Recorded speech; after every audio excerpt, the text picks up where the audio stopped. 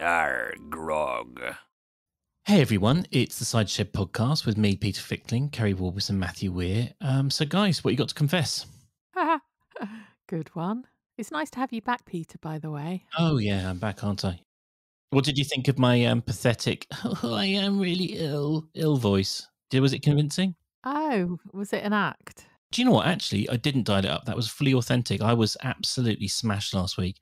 I mean, you'd have to be pretty ill to give up the chance to drink in the, unfettered raw charisma of Matthew and Kerry. So, yeah. You're very good at acting, aren't you? I won. Well, as we all know, I won an award. Oh, yeah. You did, didn't you? No, it's lovely to have you back. Confessions. Ooh, linked to this week's story. Yes. I confess I didn't know the Easter Bunny had a horn. Well, if Lily's feeling you up, you're going to get one, aren't you? Good point. Do you think it's a male or female? They've got a flat arse, haven't they? I think it's Vince. And I don't think Vince has a flat arse. I think it's Rob. My hope is that it's Rob and he's come to shake things up. Helen's, oh, look, boys, it's the Easter Bunny. So out comes the knife. Yeah, what is the horn actually? Some sort of weapon concealed.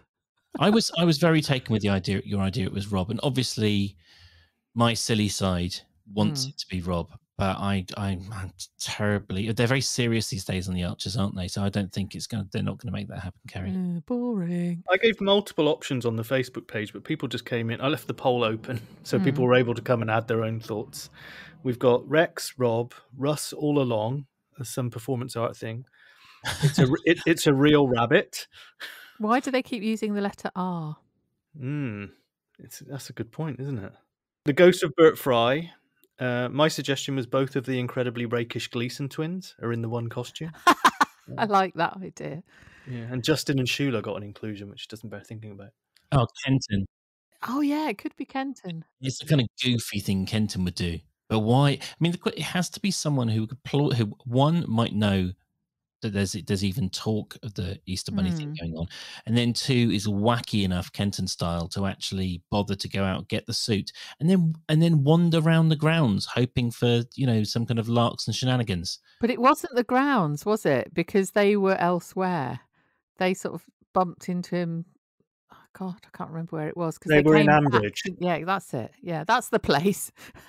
That's where they were. Wouldn't that mean that Lily was that means Kenton was getting felt up by his niece? And didn't say a word. Why was the rabbit mute? Maybe the rabbit was sort of had tape over its mouth and it was he was being controlled by someone else. I reckon it's the same person that works in the chocolate place, because when Beth's egg arrived, Lily was just like, here's your egg. And there was no verbal communication. This person just handed her an egg and walked away again. It did cross my mind that it could be the ghost of Nigel and that no one will ever see the rabbit again. Oh, I like that.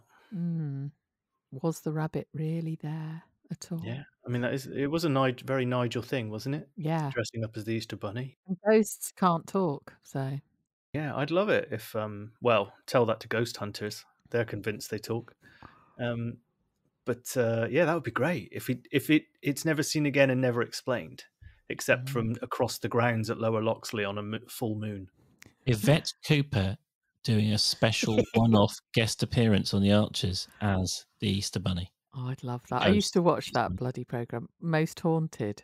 Do you mean Yvette Fielding? Yvette Cooper's a politician. Oh yeah, if Yvette Cooper did it, that'd be good. I'd be bang up for that. As I was saying it, I was like, I haven't quite got that right, have I? There aren't many Yvettes, though, are there, in fame world?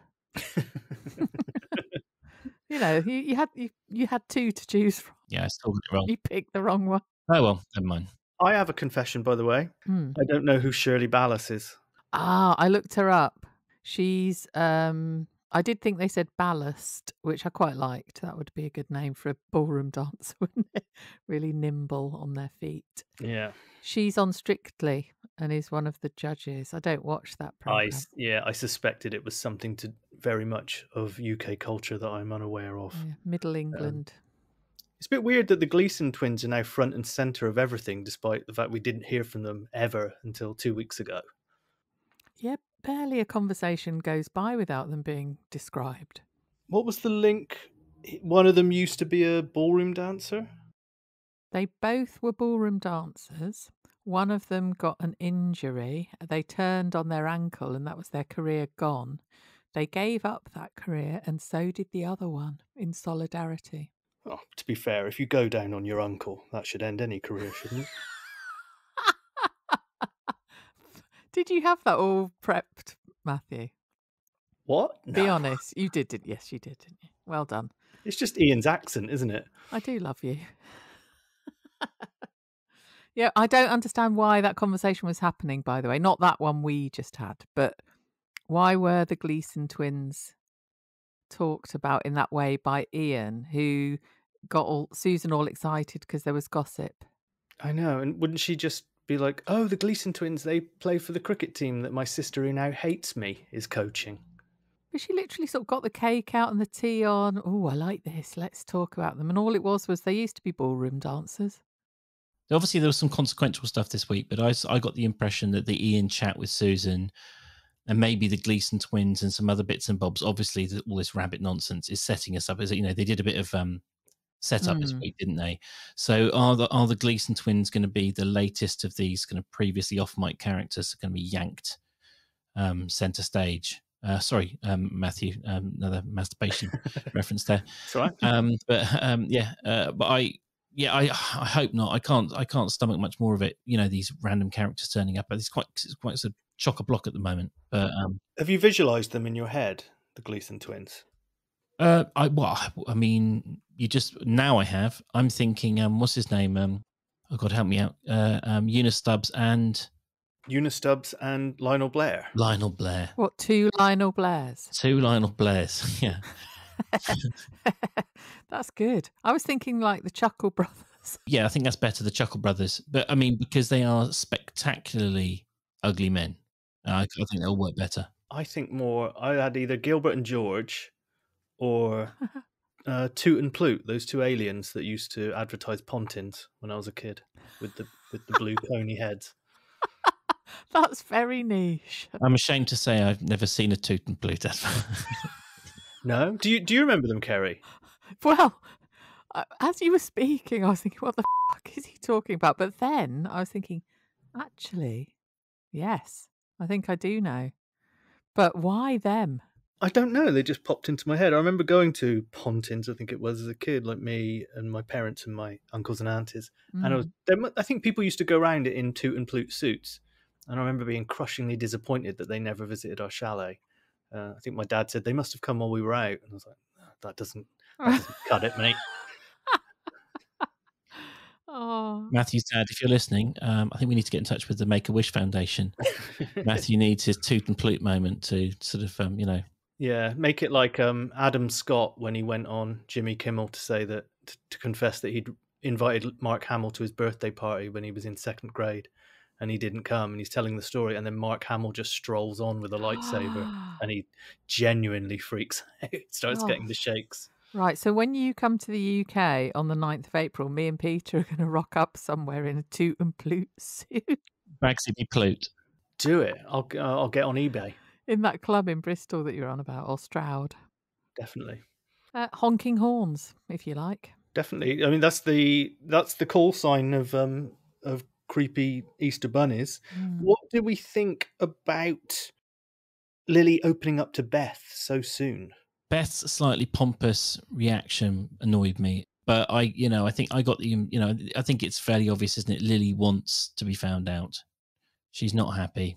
Well, I can't think of any other reason she would tell this person. The mention of cocktails happened, didn't it? As if to say you'd have a couple of cocktails and then just tell almost a stranger. They do know each other a bit, but why would you suddenly tell her this very deep secret? Especially when you've got the other Casey sister, who would be much more plausible. What's her name? Steph. She's a lot more kind of raucous, isn't she? So Well, Steph would be probably trying to get the two of them together, Yes. so she can join. Her and Liam can join in. this soul, describe him to me. I like the bit that Beth said we're not into the same stuff, and I was like, what, like swinging and orgies? Yeah, because of their 8-year age difference. Yeah, Beth will get there. She was kind of jealous of Lily and Freddie, wasn't she? And Lily was like, "Oh, really? Why are you?" There are often moments where Lily suddenly realizes that her and Freddie actually have quite a decent relationship for siblings, don't they? Yeah, and I thought that Beth is real moral high ground material, isn't she? She was like that with Ben about how he jumped ship in a relationship, and then she was like that here. I was getting a little bit angry that she was shit talking Russ at the start, and I was like, do not plant negative thoughts about our beloved Russ in Lily's head. Don't do it. She did not like that at all, did she, Lily? She called them the odd couple. I was on Lily's side and I was on Matthew's side. I shouted with joy when the episode began and it was Russ. Yes. I was in the kitchen on my own. I wasn't listening live, and I was like, "Get in! I know. This is what we want." Yeah. And he's so good, isn't he? Yep. And you know, I mean, I don't want to suck up to Anthony's. I'm going to suck up to Anthony's. It just does such a marvelous job of pouring the oil all over Russ, making him so like when he was describing, you know, when he was describing, how did he put it? When he's like, you know, his day of recovery, recuperation, finding myself, something I can't remember exactly. He said he'd ring fenced this morning to work on his composition. That's it. Yeah, well done. I found a channel showing ring fencing online. Is it Pornhub, Martin? I was going to call you Martin. Hang on. Martin? Peter calls me Michael. You call me Martin. Who am I? If it's Kerry, you know she means Martin Fry. That's who she's thinking of. Martin. Have you got a crush on Martin Fry, Kerry? Who's Martin Fry? Am I being stupid? No, I'm thinking the lead singer of ABC. Oh, he is quite good, isn't he? Yeah. No, he doesn't float my boat. Oh, okay. Blonde, is he? Sorry, you don't like blonde men, Kerry? No, I haven't tended to in my whole life. So Matthew and I don't stand a chance. Matthew's not blonde. Is he not? No. He's very dark. Peter, do you know who I am? I've been doing this podcast nearly a year. You're thinking of Michael again. I thought Matthew had sort of sandy coloured hair from the pictures. I've only seen you've seen him in real life. I've only seen the pictures. Yeah, no, not really. Dark brown. All right. Okay. Well, so if it's the three of us on a desert island and we have to repopulate the human race, Matthew, it's down to you. Okay, I'll step up. Who do I get? What? She's saying we're gay, Peter. You know, if I was stuck on a desert island with a fella for the rest of my life, you know, I haven't been tempted so far, but I think you'd have to give it a go, wouldn't you? I mean, yeah, of course. You know, it would show incredible lack of imagination or kind of curiosity or and almost slightly prejudiced. Or even if it was Jacob Rees-Mogg. Jacob Rees-Mogg. Well, I tell you, one of us I would not be the postman in that scenario. Sorry, I would not. Sorry, no. Let me start again. The other way around, surely. I would be doffing my postman's cap. I got that delivery for you. Yeah. I very aggressively said that I want to be sodomized by Jacob Rees-Mogg. That did not know. Who knew when we began recording that we would end up here? Well, I've actually got it in my notes. You probably do. Look, Carol, I hadn't finished, Gary. I just want people to really know that if I have sex with Jacob Rees-Mogg, he is going to be on top of me. I mean, what were we talking about? We were sandy hair, ABC Islands, Matthew, Kerry, Martin Fry. Yeah.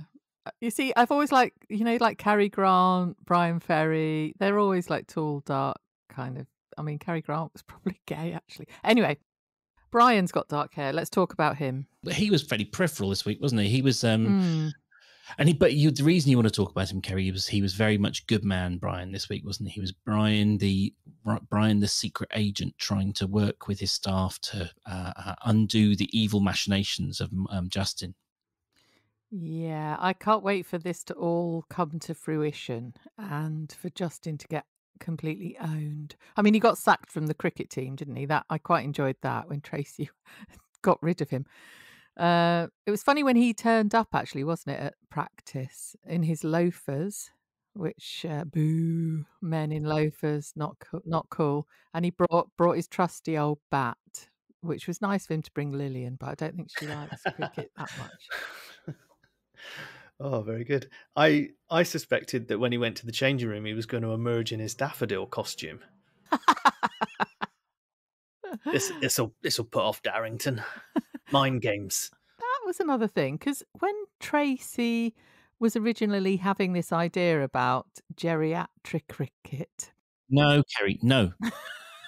Right, we very rarely have crosswords on air, or off air actually, but I'm sorry, a line has to be drawn. I know, it's so right, terrible. no more geriatric cricket. But when she started talking about it, it was as if she'd invented the bloody thing. And now they're talking about, oh, we'll never beat Darrington veterans or Durrington veterans. So everyone's doing it. And Ambridge are actually the last village in the whole world to have a veterans thing. Didn't Darrington just copy her idea? Oh, did they? I think they said last week, even Darrington are doing it. So I think they Oh. Yeah, I liked the she gave Justin his cards in the pub, didn't she? Yeah. When I like the way she roped Tony into the firing, where she was just like, Tony might be shit, but he's not a shit. I love that. I absolutely love that. And he was so weak the way that he didn't even, he's like, oh, so used to it from his mother. Oh, okay, I guess I am a bit rubbish. Okay, then. Oh. I know, and he even he didn't break his finger, but he injured his finger in practice, didn't he? He's sort of just portrayed as such a pathetic individual. Yeah, it's bad when you go for a cricket catch and it bends your finger back and you drop it. That's when all your teammates are legally obliged to call you wank hands.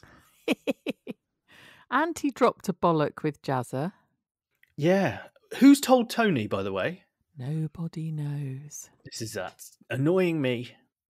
There was a really good tweet about it, actually. Let me find it.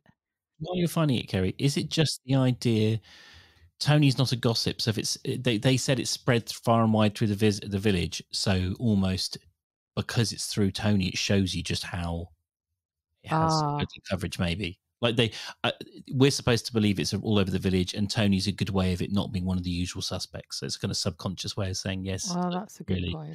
Yeah. I mean, I might be overthinking it. I found the tweet. Who talks to Tony at all? Must be Pat, who must have got it from Kathy, who heard it at Grey Gables from Roy, who heard it from Kenton, who heard it from Richard Thwaite, who heard it from Sabrina, who heard it from Justin, which looks like proof of an affair. Oh my. Where are the Gleason twins in all of this? Yeah, in the same costume, honking around the village. I thought it was a bit rough for Susan, her nickname she's got for Brian, when she said to Neil, after the loyalty you've shown that pig unit. That's right. That's what we went off on a tangent about. You brought it back, Matthew.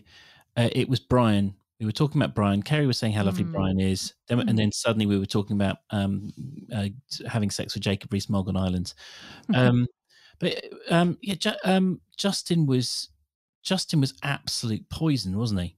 Was he this week? He wasn't. There was one thing he said, which was, whilst you're employed at Barrow Farm, you need to be discreet or something. Yeah. Did you not want to climb through the radio and just choke him out? Yeah, that was awful. I mean, I hate him, but this week he didn't feature quite as much as an evil person, did he? It was more discussion around him. He didn't do much that was awful. He turned up to cricket, did really well. Then Tracy accidentally found out that, he was ditching Jazza and sacked him. You quite often see on like leftist Twitter, people will screenshot an email from an employer basically saying, we're firing you, but you're not allowed to discuss legally the terms of your firing. And it felt a little bit like that from Justin. Yeah. He appeared from like behind a curtain in the pub, didn't he? Yeah. When Hannah and Jazza were like trying to have a quiet pint and reconcile. Yeah, I mean, I know he's omnipresent in the bull because he's got a stake in it, hasn't he? But it's yeah, he's a right old buzzkill.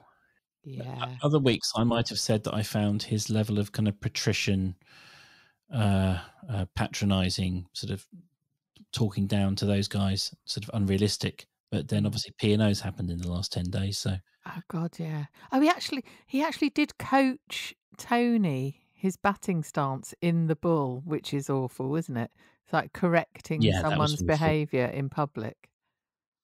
And you know, and it's also like it's a hobby, so you've got to know your place, haven't you? People are there to relax, Mm, and nothing says don't relax like sort of being backseat driven mm. or chided or corrected. But yeah. I reckon there's gonna be sporting espionage, and he's gonna go over and play for Darrington, and it's gonna be touch and go in the game, and then Tracy's gonna bowl him and bodyline and take an eye out.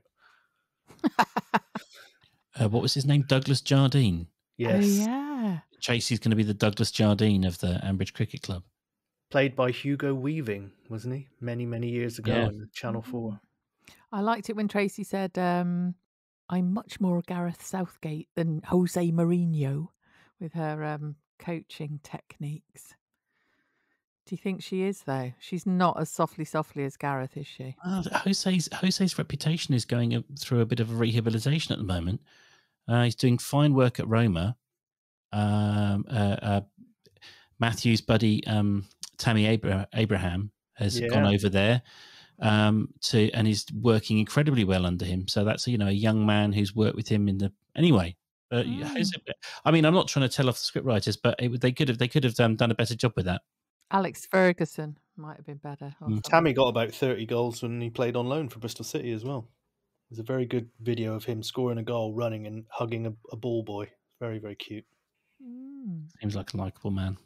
Yeah, so Tracy sacked Justin. Tracy fell out with Susan about her having known for weeks and weeks. And I liked when Tracy said, "It's all right for you. You're up there on that cruise ship with Brian while we're on a pedalo." I thought, bloody hell, the AM is getting busy boat-wise, isn't it, at this point? They have to moor it. I mean, is there any room left now that Serendipity's there? Rex is probably like, I bloody came here for some peace and quiet. Now there's Brian in his oligarch yacht and Jazza and Tracy going up and down in a pedalo. What else happened? Oh, Tony and his Tamworths as well. He's really taking to the rewilding, isn't he? Yeah, and he was trying to get a rise out of... Well, Brian was trying to get a rise out of him, wasn't he? By just going, bloody hippie nonsense. What are you doing messing around with that? Tony's like, I'm not biting. And then he just proceeded to bite. I thought it was quite a good scene, that. Yeah. When he arrived and he said, Adam's at the bar, I thought Tony was going to be like, actually, I've got to go. But Brian did say, yes, it's all very well, this rewilding, but it's not going to feed the country or the world or something. Wasn't that just the agricultural klaxon for the week, that storyline? Aha, probably. I find all that stuff quite fascinating. I mean, I might be one of the few people who actually enjoys all the agricultural stuff on the show. Yeah, I did write notes saying I'm really torn between being fascinated about how it all works and being bored stupid the minute they start talking about it. Someone did send me a link to Rewilding Portugal, so I might have a closer look at that. But no, I think it's quite interesting. And Brian's perspective is you just do naff all, don't you? You just buy a field and then don't do anything with it. But I think there's more to it than that, which is hence its place on the Archers. Yeah, because the pigs were Tony said that they would sort of snuffle around and open up the ground to more diverse plants. Is that right? Mm-hmm. That was the whole idea with the Rex's pigs at Lower Loxley as well, wasn't it? And Yellowstone, they reintroduced wolves, and it completely transformed the whole thing because it forced it was the reverse. It forced all the deer off the low ground up into the hills. So all of this ground that had been churned and ruined by the hooves of the deer could grow, and all the insects could come back. Maybe Rex could do that. He could if he can find him, he can reintroduce Wolf. He was at the baptism last week.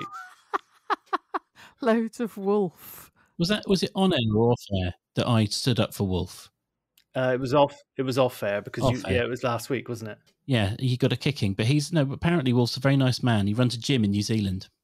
Oh yeah. Well, I didn't say he wasn't a nice man. I said that apparently he used to go shopping in his leotard, and just to... Yeah, but that's like, I'm not saying he's not a nice man, just that he's a massive racist.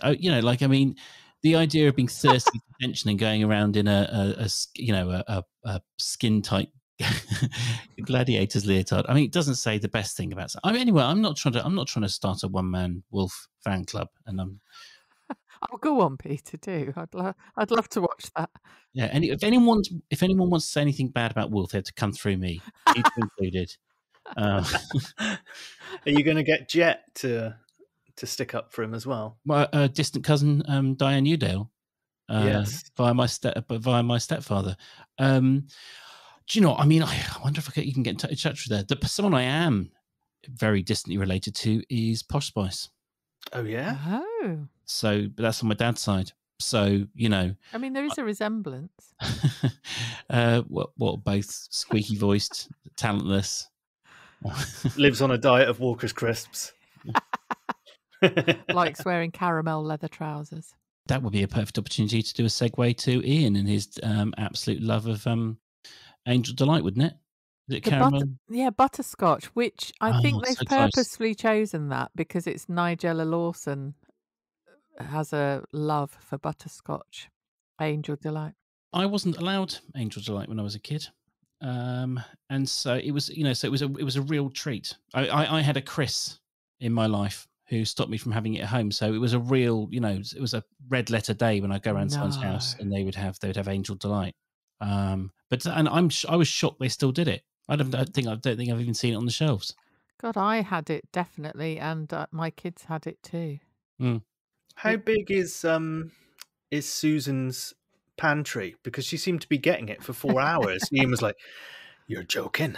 Are you joking with me? Are you teasing? Are you teasing me?" I was like, she's obviously got it. Just get it out. And when he said, she said, "What's your idea?" Because she was talking about self-care and he needs, a bath. You need a bath. That's a nice thing to say to somebody, isn't it? What's your favourite dinner? And I was slightly on tenterhooks thinking, what's Ian, the chef, going to say here?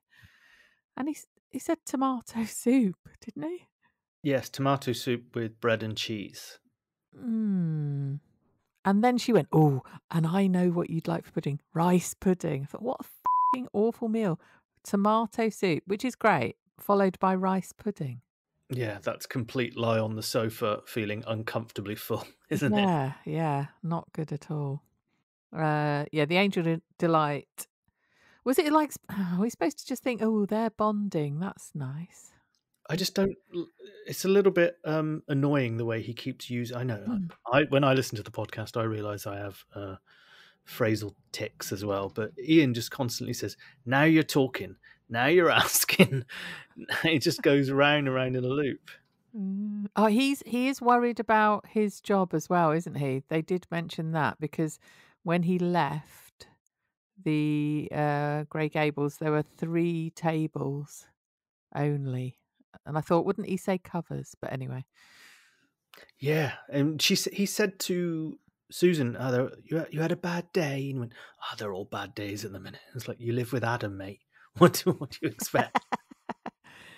And Susan was talking about, this was to Tracy though, wasn't it? It wasn't to Ian, where she said she keeps waking up and finding Neil tossing and turning.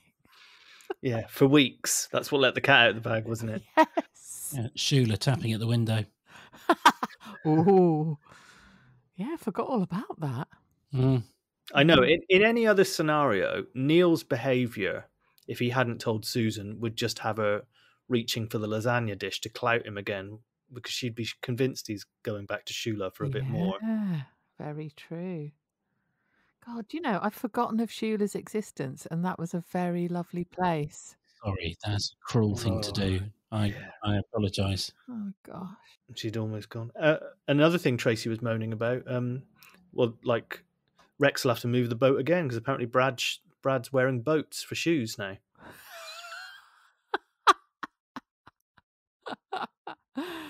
Yes. Oh God. Well done, Matthew.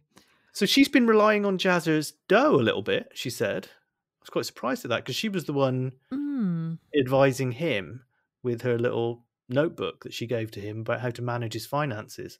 And now she said she wouldn't have coped without his input. And I was like, eh? She did list the things that have gone wrong. It does feel like they're revving up for an austerity Britain. What's the thing we're going through at the moment? Cost of living crisis. Thank you, cost of living crisis. It does feel like there's going to be a cost of living crisis plot coming up, and I wish it wasn't Tracy and Jazza, but I mean, I guess it makes sense because you know how Friends, they live in that ridiculous loft, and you never really query. Oh, well, you should query, but you never really query the fact they live in these kind of like palatial surroundings, and you just assume that Tracy goes off to work at the. But of course, she's probably on what the Conservatives so generously call a living wage, isn't she? So it makes sense that she would be fairly careful with her money, but you just don't think of it that way because money's never really held to task in the Archers. Yeah, there are lots of people talking about worrying around income and the cost of things. You're right. Yeah. These were written, I don't know, what is it, 6 weeks ago at least? I guess we knew austerity was coming, but it seems to be, the fuel prices. I did tweet the other day about how are people like Tracy and the Grundys going to cope with the fuel hike that's happening in April, and then there's going to be another one in October, isn't there? Yeah. The limo will have to go. Yeah. Can't we have that gas guzzler driving around the lanes? They'll have to set it on fire and sit round it or something. It's going to be due to like utility bills. It's going to be Terry One phone. Terry No Phones. Terry No Phones. Terry Smoke Signals. Terry Carrier Pigeon. Yeah. Terry Letters. Terry Telegrams. Oh, that's better. Peter, you got any terrors? Have I? I once sent a telegram. Have you two ever sent a telegram? No, one of my aunts did when she couldn't get to my parents' wedding. I think my mum found that recently. Isn't that quaint? She was in Germany backpacking or whatever, and she couldn't get back, or couldn't finance the trip back. Yeah, I've read a few out at weddings. Yeah. And such. That's weird, isn't it? That weddings had telegrams. I sent my telegram to Derek Randall. Did it say, "Derek, please lift the injunction"? I'm better now. See, he's dark-haired as well. He was another of my obsessions. I think I was only about, oh my God, like 13 or something when I sent him. There's definitely a formula of my men. Hefty, dark-haired lads. He wasn't hefty, was he? I feel like he was quite wiry and a bit sort of bent double a bit somehow. Okay, so disfigured, lumpen, heavy, dark-haired men. Charismatic, fun. And Brian Ferry. Oh, bastard. You got any of his books, Kerry? Derek Randall? No. Oh, that's another present you can get me, Matthew. Yeah, along with the signed Brian Ferry lyrics. Imagine being one of Kerry's parents walking into your little darling girl's room and there's all these kind of like men who look like sort of, what's it called? Hod carriers up on the wall. They're not. It's like, yeah, I'm really worried about little Kerry, and she's there blue tacking another the Derek Randall poster up on the wall. Yeah, and Brian Ferry. I tell you who else I used to fancy. Jimi Hendrix. Oh, okay, come on. That's allowed. Yeah. Also dark-haired. I think my mum passed on going to see Jimi Hendrix at the Moon Club in Cheltenham because there was something else going on that night. Oh, no. Yeah. She did see it. She saw a fair few, like Pink Floyd and stuff back in the day. Oh, speaking of which, Freddie's DJing. Yeah. What is he talking about? Do DJs honestly have equipment that has bubbles and smoke coming out of it? I got really annoyed about that. I know it's a show. Look, you're a lady of a certain age, Kerry. Matthew and I are catching up. when it's not a show for hip young cats and kids on the street, right? But please just try and make it vaguely realistic. So if you do, we've said this before, right? He's supposed to be, what is he, 22, whatever, right? And he's banging on about a 200 quid dry ice. First of all, any DJ equipment that he's considering using professionally is not going to be 200 quid straight out. I don't even know, right? And even secondhand, and dry ice and bubbles. He's supposed to be. He's been sort of.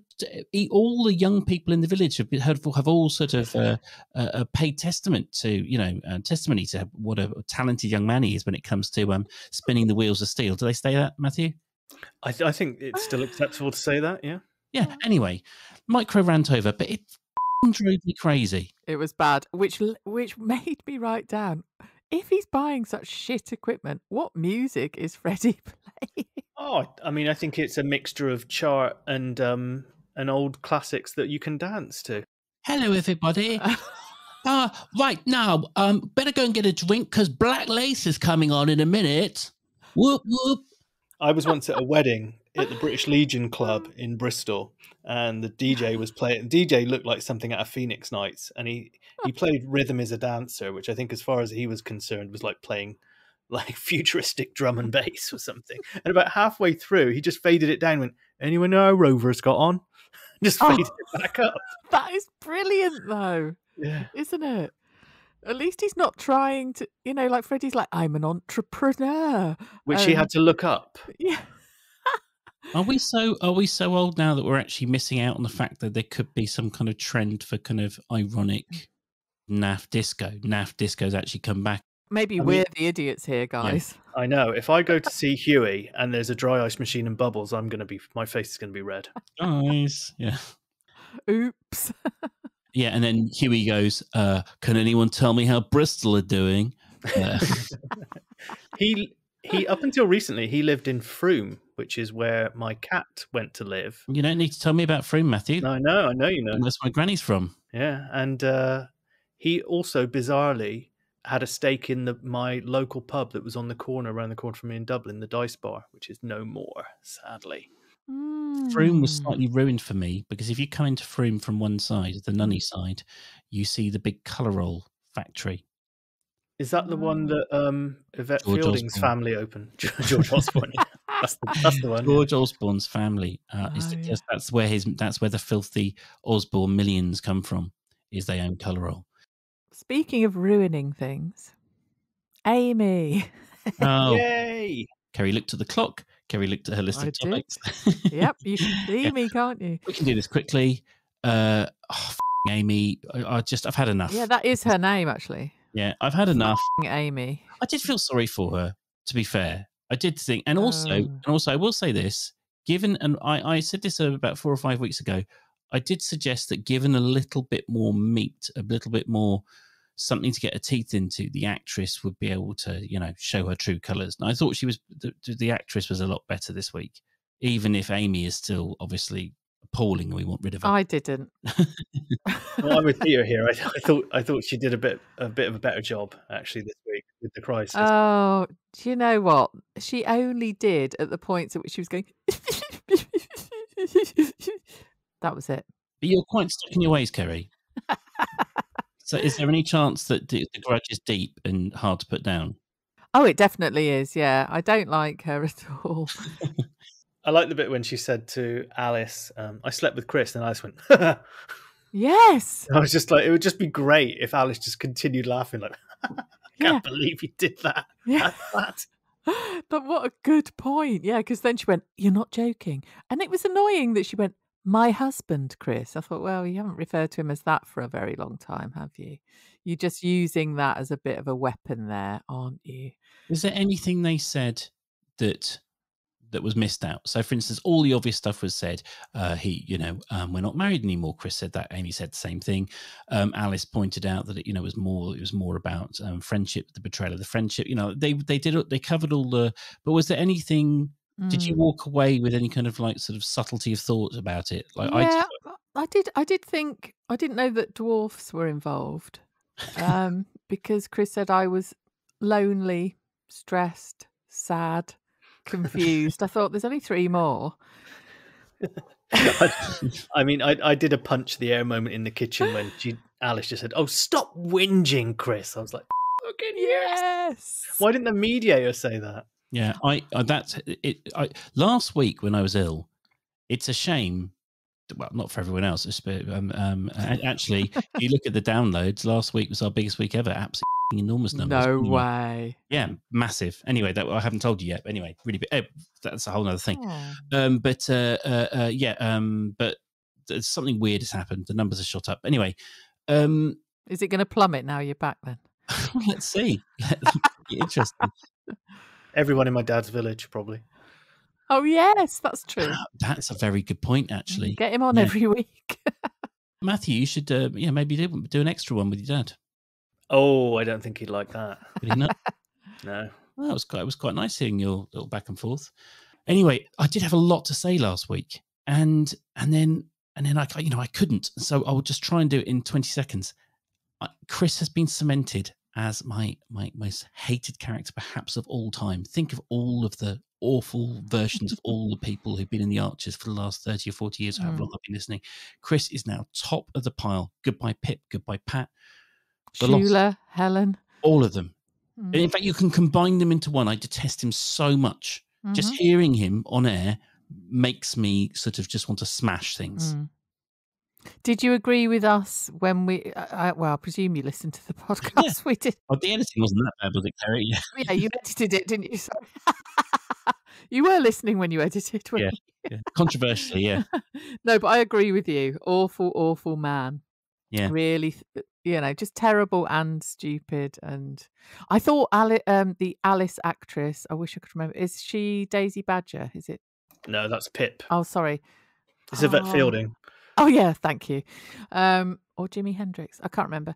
Anyway, I just think she's cracking. That episode this week where at the end of it, where Amy, she went, "Get out of my house," and then just let out that guttural sort of scream, cry, frustration thing was brilliant. I think she's doing a magnificent job.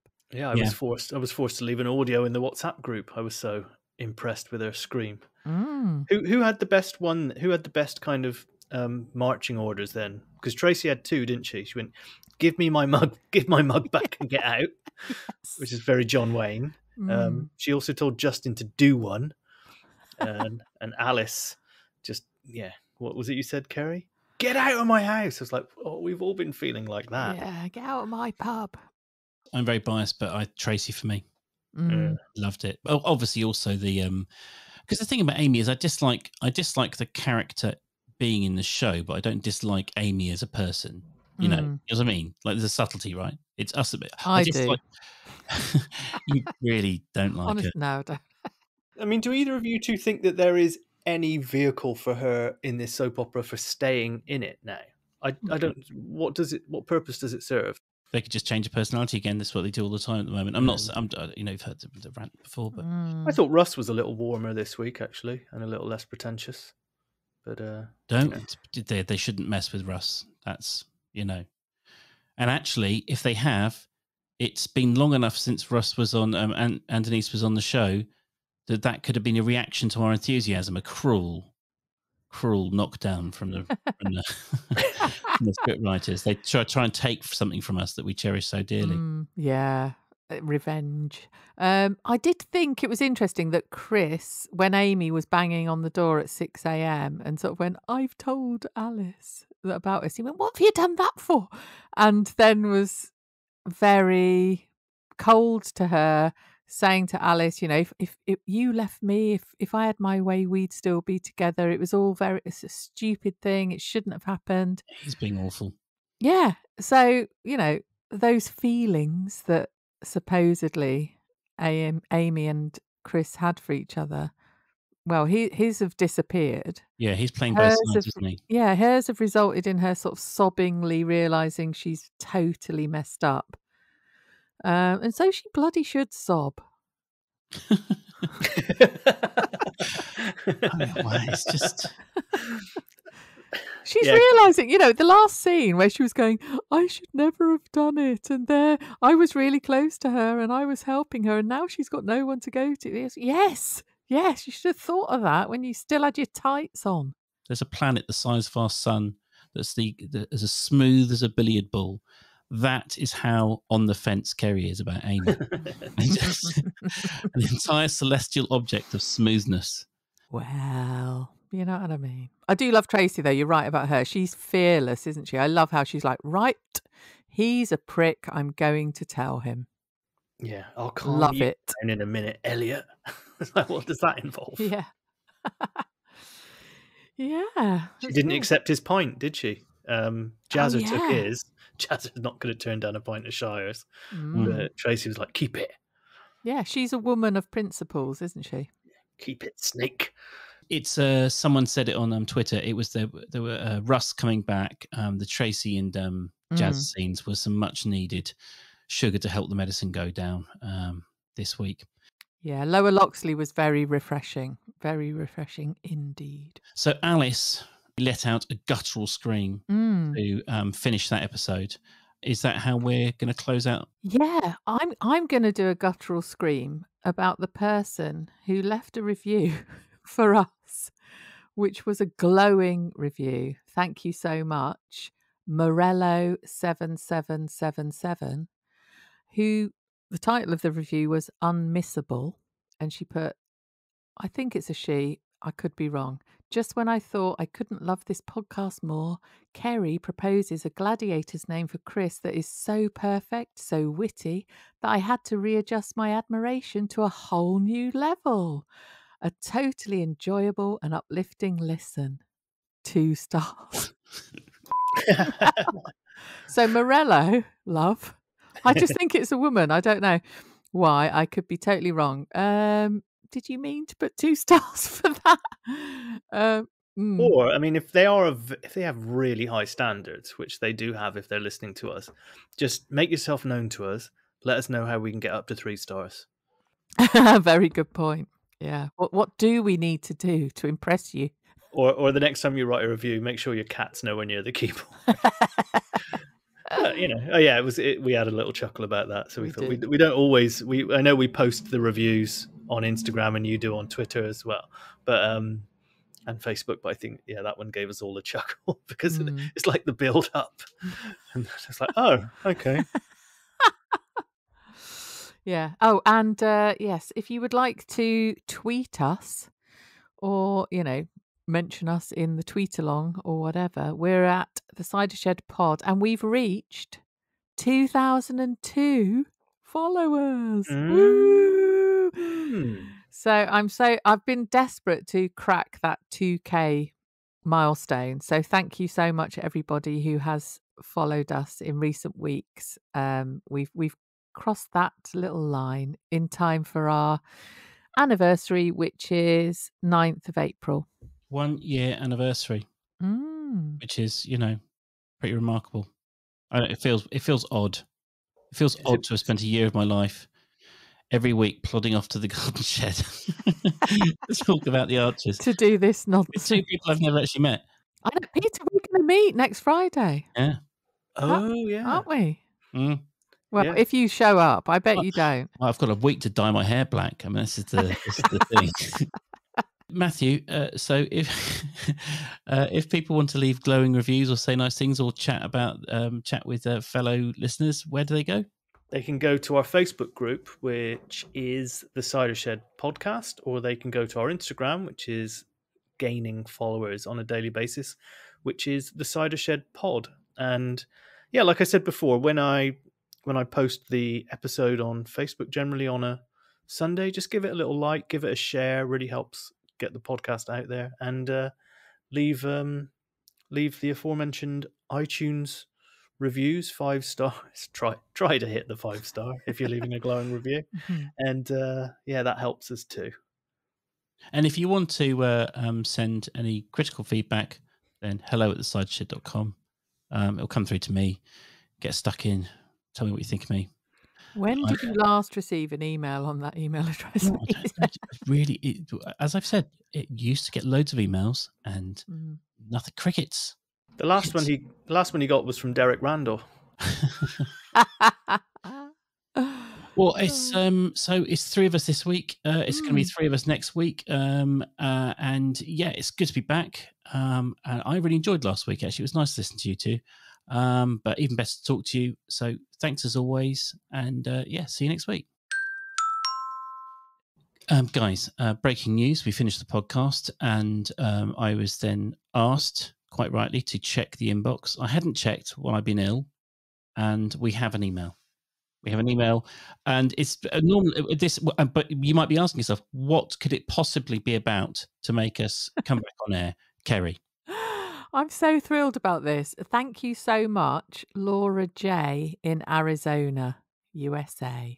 In case you're wondering where Arizona was, she has written an email saying, "Hi Kerry, this is the second time I've made your pea rugs. Obviously, the first time was so successful, I wanted to make them again. The batch was completely vegan because the ones that I do have got bacon and onions inside. They're the lovely bready things that are Latvian. This batch was I used some whole wheat flour, didn't do the egg wash, so that's one reason they aren't as attractive as yours. She put veggie, sausage, mushrooms, and peppers in hers. Good on you. Nice. When I ran out of filling, I filled the rest with pesto and sun-dried tomatoes. All delicious. They freeze well and are great to grab for lunch. Since it's easily veganized, maybe you'll want to share the recipe with your new employer. Ooh, yes. Very good, because I work for a plant-based recipe kit company, everybody. Thank you so much for sharing this recipe. Regards to Matthew and Peter. Long live the cider shed. Way. So, yeah, that's bloody lovely. Thank you so much, Laura. It's pronounced P-rug, actually, Kerry. But anyway, yeah. And she sent a photograph. Yes, we'll post that. We'll post that. Yeah, thank you. We'll pop that on the Twitters. Yeah, so there you go. Little bit of extra stuff. Bye. Bye. That's made me laugh. Your abrupt bye made me laugh. Oh, well, you know, I am who I am, Kerry. I'll keep listening as well. Let's see you.